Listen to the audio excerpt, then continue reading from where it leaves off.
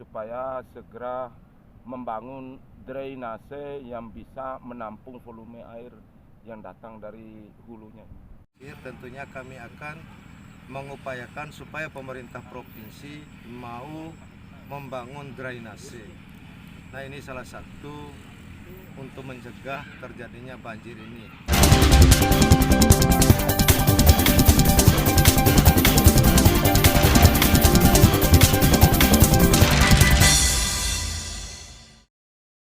Selamatkan kawasan wisata Lakei.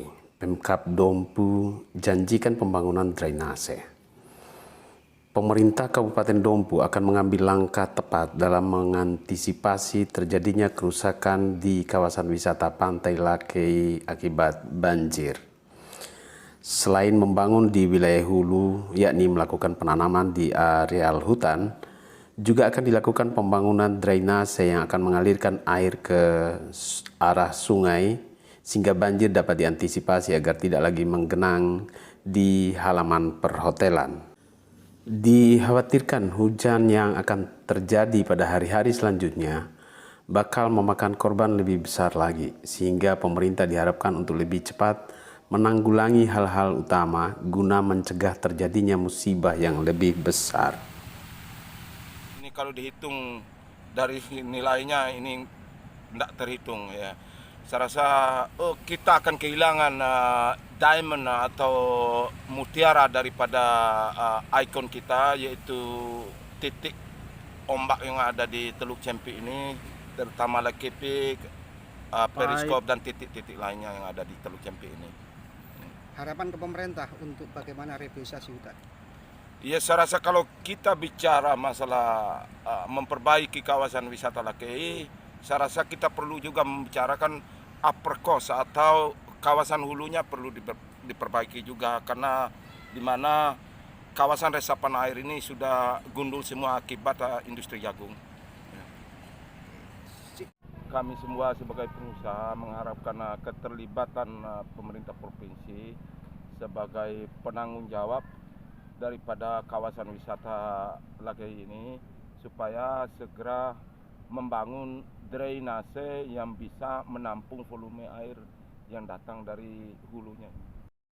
Sahrul Parsan STMT, Wakil Bupati Dompu, yang dikonfirmasi wartawan saat memantau kerusakan di areal Hotel Alamanda yang terdampak banjir, mengakui bahwa pihaknya sudah langsung melakukan koordinasi dengan pemerintah Provinsi Nusa Tenggara Barat guna mengambil langkah cepat dalam mencegah kerusakan yang lebih parah di kawasan wisata Pantai Lakei.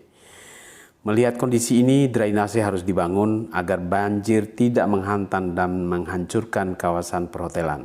Dengan drainase, aliran air akan terarah menuju sungai.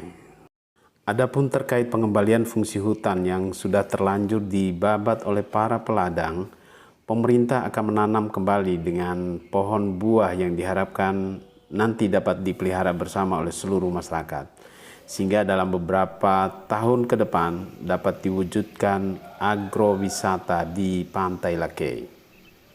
Menurut Wakil Bupati Dompu, apabila ditanami pohon jati atau pohon sonokling, maka dalam beberapa tahun ke depan sudah pasti akan ditebang lagi oleh masyarakat. Karenanya menurut dia pilihan yang paling tepat adalah dengan menanam pohon buah. Kaitan dengan masalah banjir ini, yang pertama sekali kami sudah melakukan survei dan mendata apa-apa yang rusak. Nah, ini ada 2 ruas jalan di Dompu ini yang merupakan Dompu Huu. Dompu Huu ini adalah ruas jalan nasional. Terus Huu Parado ini ruas jalan provinsi. Nah, lokasi di depan ini adalah ruas jalan provinsi. Dari data-data yang kami inventarisir, tentunya kami akan mengupayakan supaya pemerintah provinsi mau membangun drainase. Nah, ini salah satu untuk mencegah terjadinya banjir ini. Nah, di samping memang curah hujan yang cukup tinggi dan kondisi hutan yang memang banyak yang sudah gundul, ini yang memicu juga terjadinya banjir. Secepatnya Pak, pemerintah Kabupaten Dompu akan mengkoordinasikan dengan pemerintah provinsi untuk hari ini Pak? Secepatnya, malah kami telah mengirim langsung foto ya. Karena ada 2 jalan provinsi yang begitu parah di Kabupaten Dompu ini, satu di sini, yang kedua di Kilo. Yang di Kilo udah kami langsung kirim fotonya dan meminta pemerintah provinsi melalui Balai Jalan Pulau Sumbawa untuk datang melakukan survei di sini. Rehabilitasi hutannya nanti ada upaya rehabilitasi hutan. Rehabilitasi hutan kami upayakan. Nah, bagaimanapun caranya kami akan berusaha ya. Karena kita sudah melakukan sosialisasi terhadap masyarakat ya, paling tidak supaya tidak menggundulkan lagi hutan yang belum gundul. Nah, sedangkan yang gundul jangan sampai dilakukan pembakaran. Kalau bisa di bawahnya dipagarin sehingga sedimentasi yang turun dari atas tidak langsung sampai ke sungai maupun jalan. Ada tawaran untuk menanam pohon yang lain yang lebih produktif agar tidak dirusak warga. Memang kami menawarkan bagaimana kita menanam pohon yang menghasilkan. Dalam hal ini tentunya buah yang disesuaikan dengan kondisi tanah yang ada di sini. Kalau kita menanam pohon semacam jati maupun mahuni, toh besar lagi, tebang lagi. Nah, kalau buah kan bisa menghasilkan.